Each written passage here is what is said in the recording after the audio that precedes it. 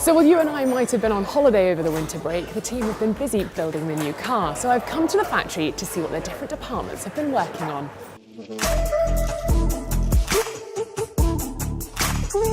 A typical day for me at work is designing components for brake cooling, uprights and wheels. I also spend a lot of time signing off drawings from people in my team, and also making tests are running on schedule and we have no problems. We're preparing everything we've designed over the winter for actually going out to be track tested. So trying to ensure everything's strong enough, stiff enough and works as we intend it to. The winter period is so busy for me because we have so many parts to design in such a short time scale. So we typically draw around 300 or 400 parts, and that requires around 700 or 800 pieces of tooling, which all need to be drawn to make those components. The last few months have mainly been taken up with finishing off the brake cooling design, and those components we tend to leave as long as we can, so aerodynamics have a good amount of time to increase the performance on the car. It doesn't typically quieten down for me, as we're generally trying to put performance on the car all throughout the season.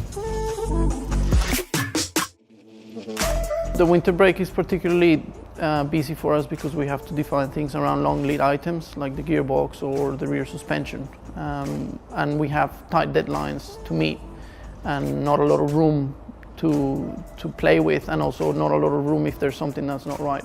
So we need to make sure that we're on it right away, and that way we can meet the deadlines, the guys can make the bids, and it can all go to race one as planned.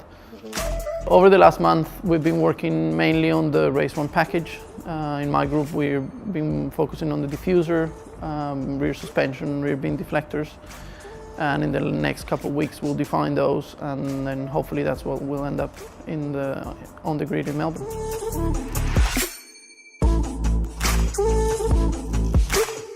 A typical day in my role involves cutting the carbon fibre, inputting the kits and looking after and maintaining all the carbon fibre and keeping traceability.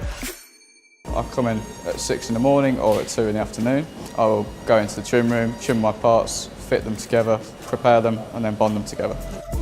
The winter period is so busy for me. We've got a lot of components to make from scratch. We need to nest them, we need to cut them and get them out the door for the guys to make. Over the last month or so I've been working on the crash noses, which we go for the crash test and be crushed to make sure that they pass the FIA test.